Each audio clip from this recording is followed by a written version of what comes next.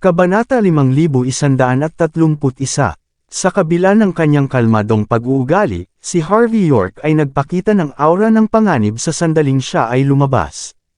Nagulat si Derek Lowe at ang iba pang mga estudyante, at naningkit ang mga mata.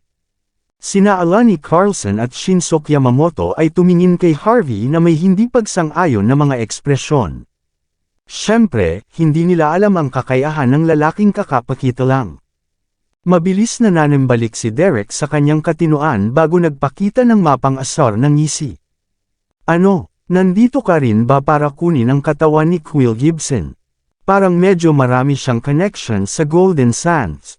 Saka, nakalimutan na ba ng lahat na kahanga-hanga lang siya dahil sa suporta ng Heaven's Gate? Sayang, dapat tingnan niyo man lang ang mga taong nasaktan niya. Sa makatuwid, dapat kayong lumuhad ngayong nandito na kayo. Matagal na kaming nakaupo dito. Dapat kaming magpakita ng tagumpay, hindi ba? Lumuhad. Nagtawanan ang ibang estudyante. Ang ilan ay nagpaikot-ikot sa kanilang mga crossbows bago itinutok kay Harvey. Lumabas si Harvey na parang lalamunan ng buo ang isang lalaki.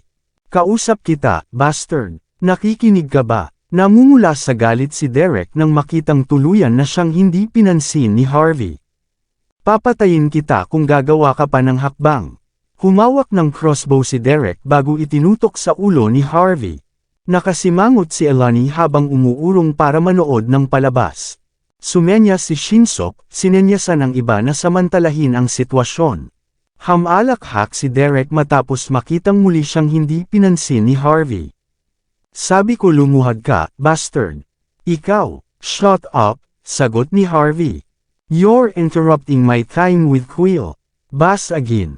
Agad na sumulpot si Rachel Hardy sa harapan ni Derek bago pinahit ang braso.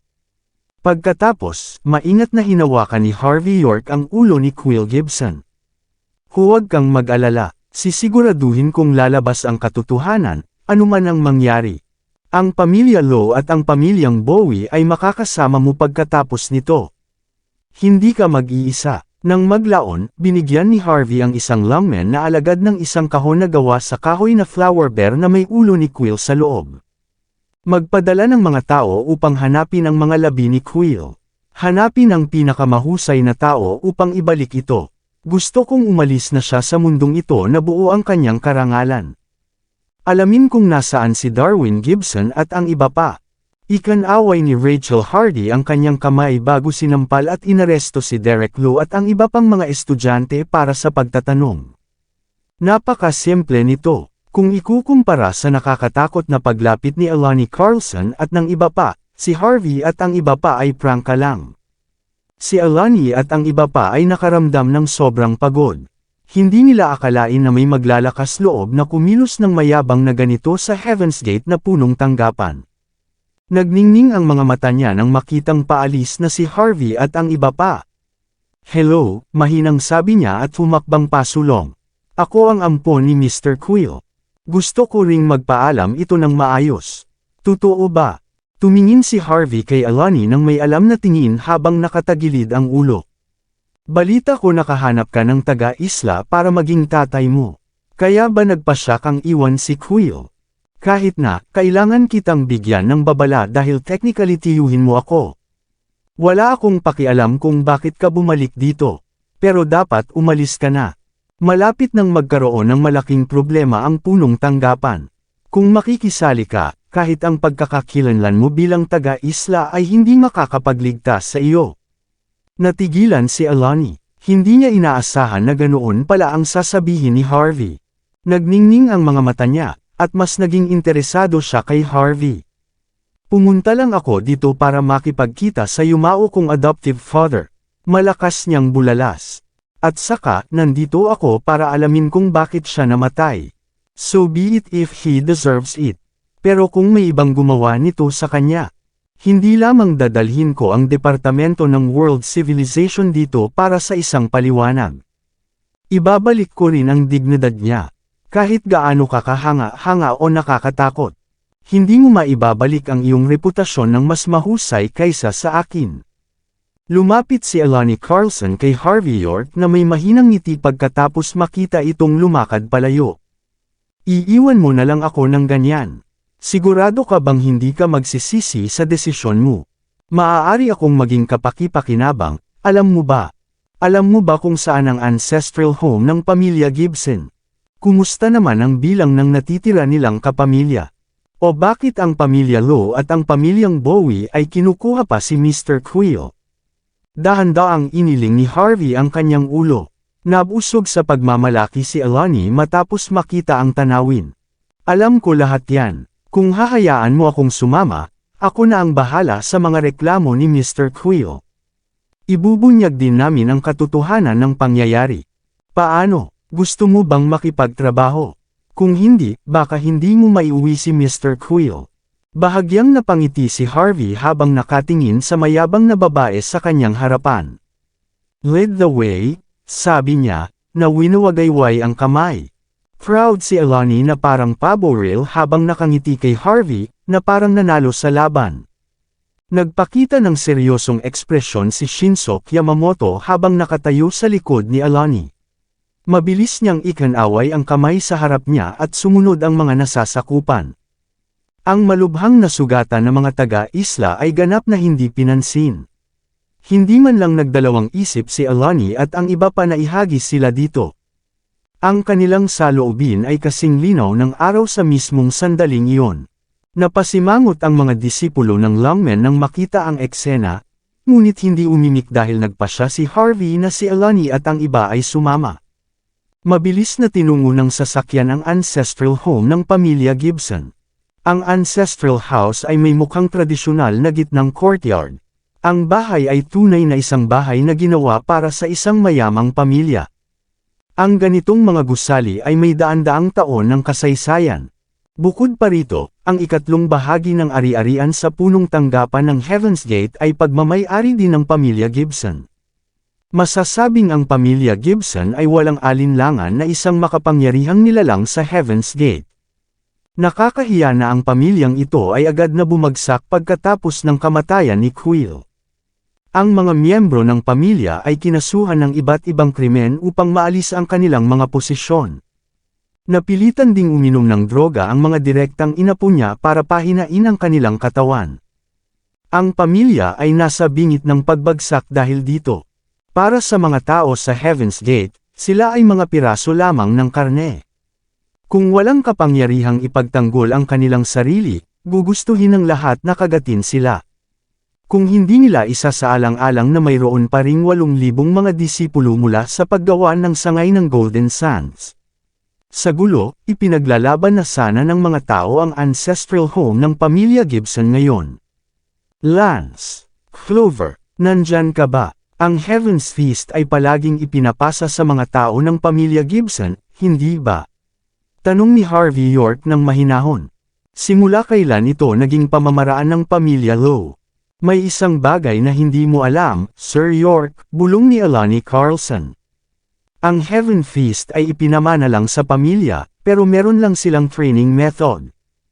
Ang bulong-bulungan ay nagsasabi na ang pamamaraan ng mental cultivation ng pamilya Lowe ay hindi na ipakita sa mundo sa loob ng mahigit 100 taon. Ngunit nagawa ni Mr. Quill na gamutin ang kanyang paralysis sa pamamagitan ng kanyang pamamaraan ng lubusan. Maliwanag na nakuha ng pamilya Gibson ang mga diskarte ng pamilya Lowe. Ibig sabihin, tiyak na aangat ang pamilya sa Heaven's Gate. Kapag naperpekto ni Mr. Quill ang kanyang pamamaraan, siya ay magiging Diyos ng digmaan. Makukumpirma ang kanyang posisyon bilang susunod na pinuno ng Heaven's Gate. Kaya ang pamilya Lowe at ang pamilya Bowie ay hindi nagdalawang isip na kumilos. Dahil sabik na sabik sila sa kapangyarihan, agad nilang pinagbintangan si Mr. Quill para sa krimen. Sinulyapan ni Harvey si Rachel Hardy na bahagyang tumango, na nagpapahiwatig na si Alani ay nagsasabi ng totoo. Kung si Quill ay kakasuhan lang dito, ang buong Heaven's Gate ay kailangang magbigay ng paliwanag para dito. Hindi niya sinabi na siya ang nagbigay ng mental circulation technique. Hindi naman kailangan. Sinabihan niya ang ilang mga tao na ilagay ang ulo ni Quill sa pangunahing bulwagan. Pagkatapos, nagsimula ang grupo ng mga tao sa kanilang paghahanap sa paligid ng lugar na iyon. Sa wakas, ilang miyembro ng pamilya Gibson, na nanginginig sa takot, ang natagpuan sa isang sulok ng kubo. Napilitan silang lahat na uminom ng droga para manghina, na may tumalsik na dugo sa buong katawan. Ilan sa kanila ay natatakpan din ng mga galos. Maliwanag na kaka-interrogate lang nila.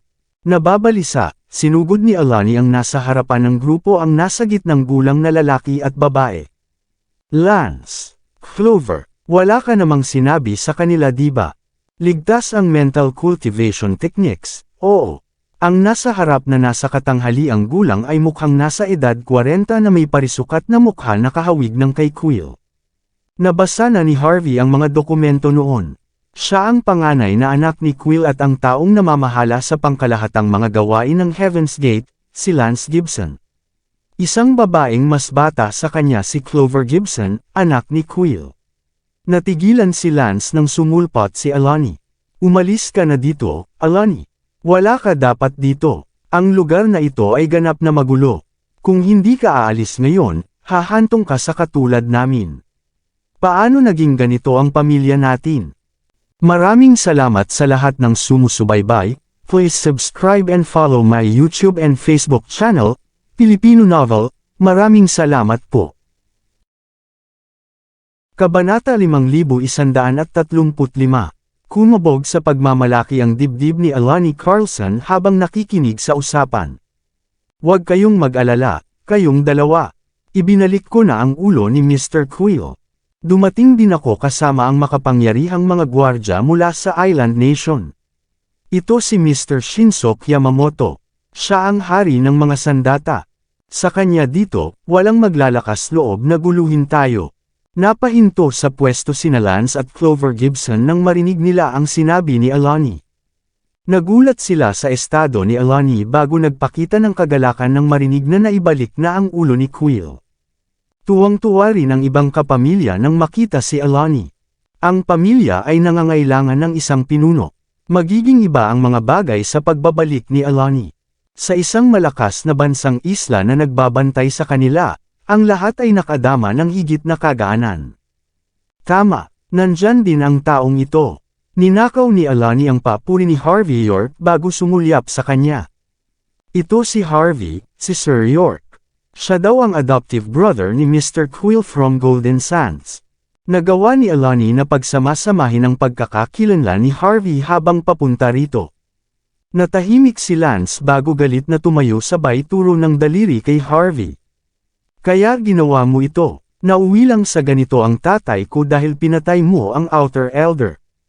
Ikaw ang may kasalanan. Natigilan si Clover. Matapos maalala kung paano inilarawan ng kanyang ama si Harvey, sinukat niya ito, ngunit parang walang anumang espesyal. Napabuntong hininga si Harvey nang hindi man lang gustong makipagtalo. Huwag kang mag-alala, sisiguraduhin kung makukuha ni Quill ang hustisyang nararapat sa kanya.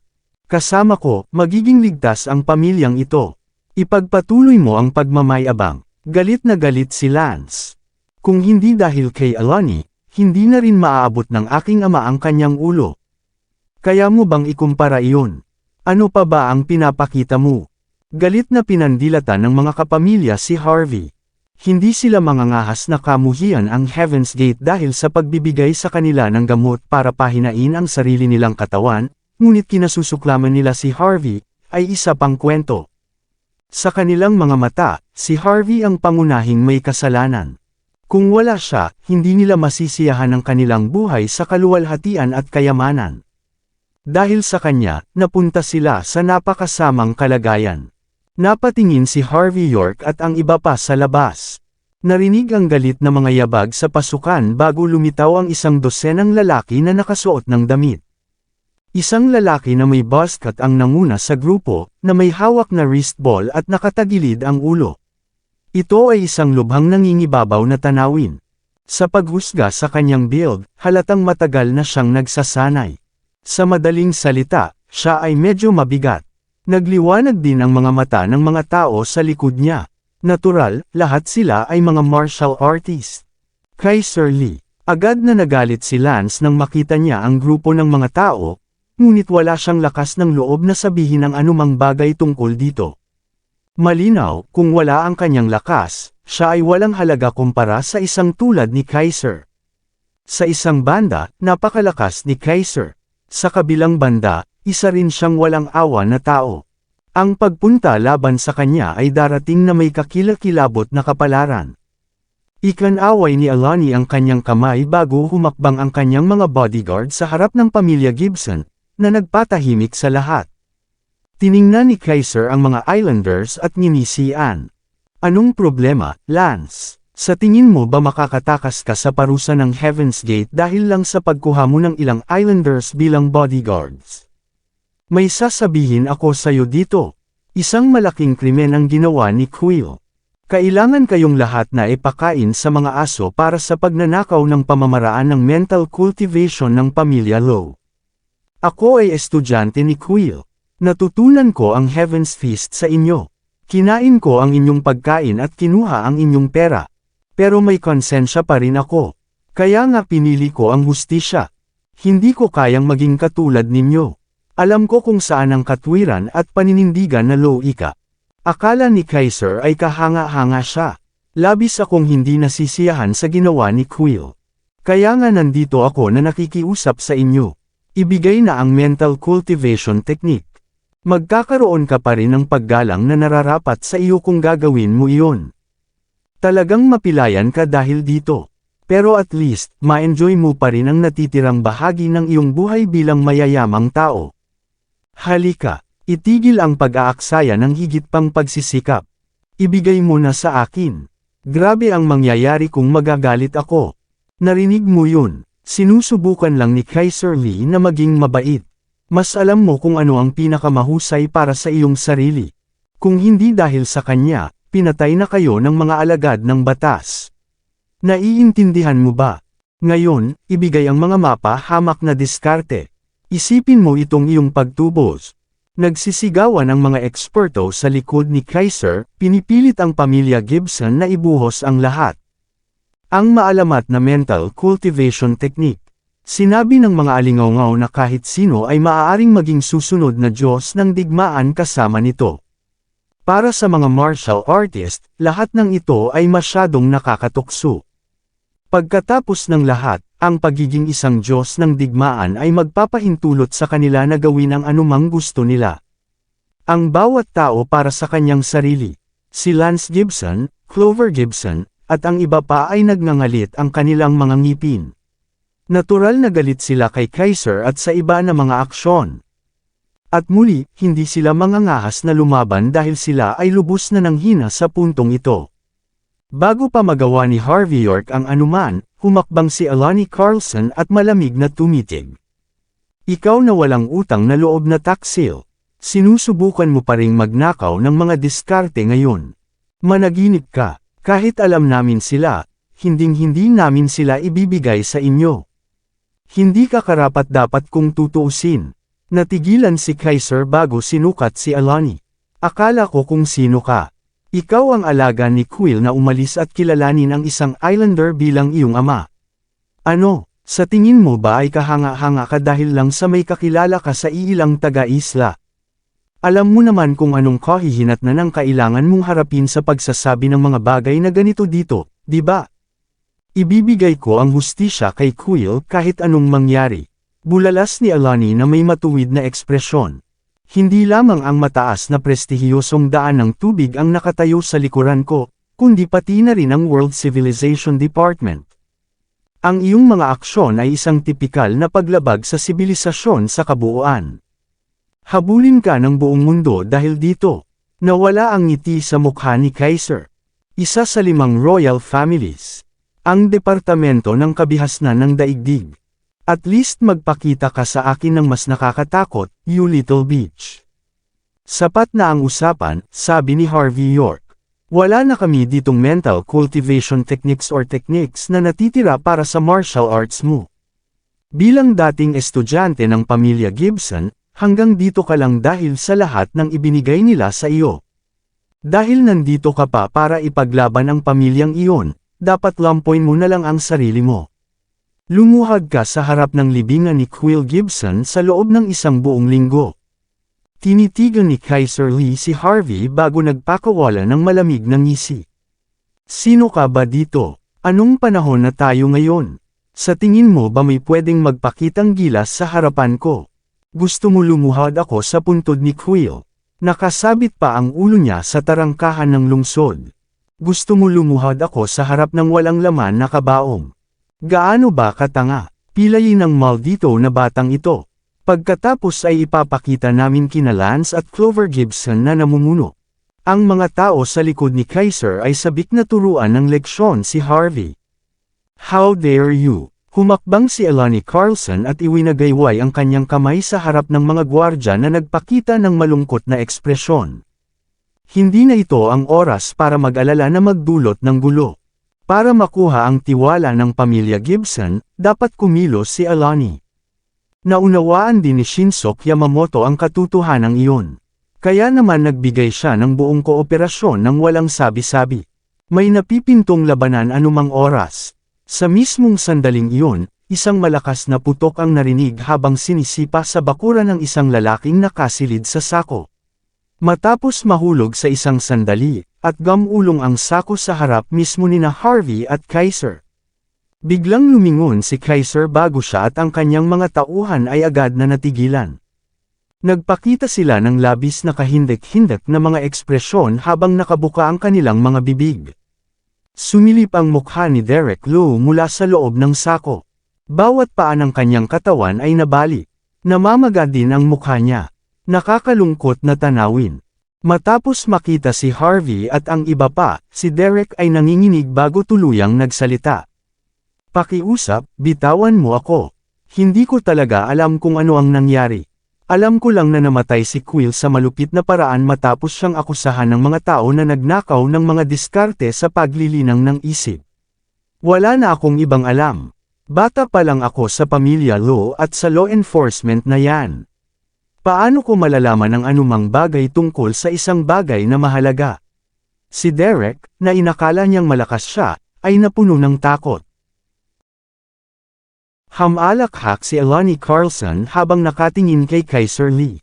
Di ba dito pinsan mo? Dapat sinabi mo sa akin ng mas maaga. Sasabihin ko sa mga tauhan ko na huwag siyang bugbugin. Ito ay isang hindi pagkakaunawaan, Miss Elani. Ginawa lang namin ang dapat naming gawin. Nagsimulang bumuhos ang pawis sa buong katawan ni Kaiser at ng kanyang mga tauhan habang walang tigil na kumikibot ang kanilang mga mata. Hindi nila naintindihan na si Elani at ang iba pa ang nagparalisa kay Derek Lowe. Anong kailangan mong gawin? Anong ibig mong sabihin dyan? Bulalas ni Elani na may pagmamalaki sa mukha, na parabang siya ang tagapagligtas ng pamilya. Pilayin sila, baliin ang kanilang mga binti. Paluhudan sila sa bulwagan ng pagluluksa. Nakakunot lang ang noo ni Harvey York na walang sinasabi. Dahil bahagi siya ng pamilya, hindi siya mapakali na makisali sa mga gawain ni Elani dahil ginagawa niya ang lahat para sa kay Quill Gibson.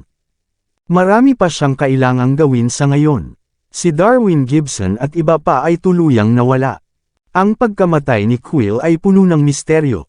Ang mga bagay na ito ay dapat harapin sa lalong madaling panahon.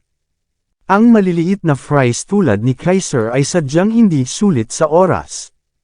Ipaubaya ito kay Elani at sa mga taga-isla ang mas mabuting pagpipilian.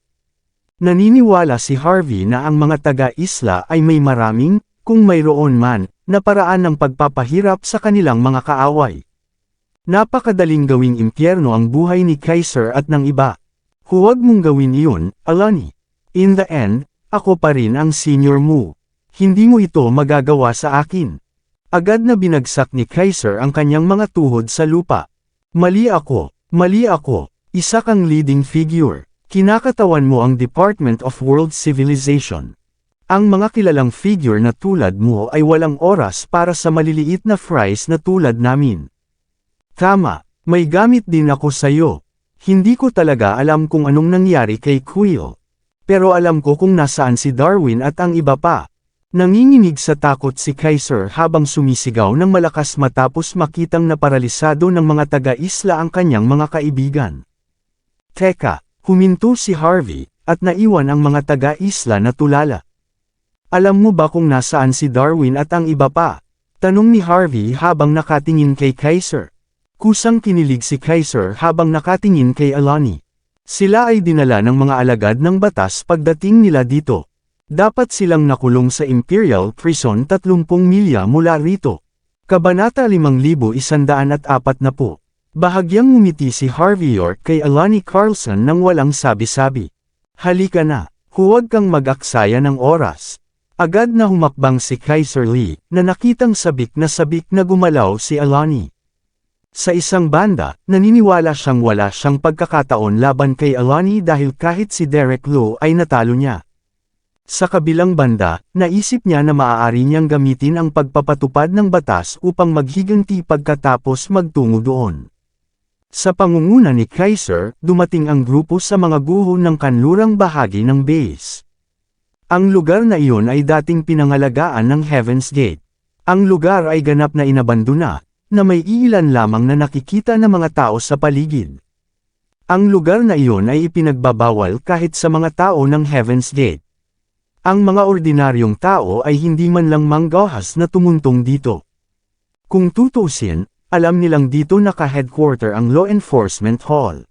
Ang pinuno ng Law Enforcement Hall, mga warden, at mga kapitan ng gwardya ay karaniwang lumilitaw dito, na ginagawa ang buong lugar na maglagay ng buhay na impyerno. Masasabing 1,000 beses na mas mabuting mamatay sa labanan kaysa ipadala dito. Bumaba si Harvey at ang iba pa sa sasakyan bago mahinahong naglakad sa mga sira-sirang kalsada. Lumakad si Alani sa tabi ni Harvey, na para bang siya ang pangunahing bida sa sitwasyong ito. Si Rachel Hardy at ang mga disipulo ng lungmen ay sumunod na malapit sa likuran. Hindi lamang sila handa na harapin ang panganib, kundi pati na rin nabantayan si Alani at ang iba pa. Si Kaiser, na nangunguna, ay napuno ng kawalan ng pag-asa. Si Alani lang ang nasa mata niya.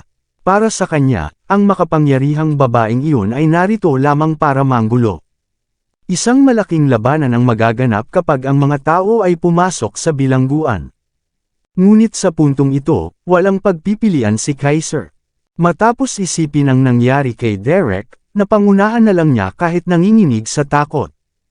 Alam niyang hindi magdadalawang isip si Alani at ang mga taga-isla na patayin siya sa kahindik-hindik na paraan kung hindi niya gagawin.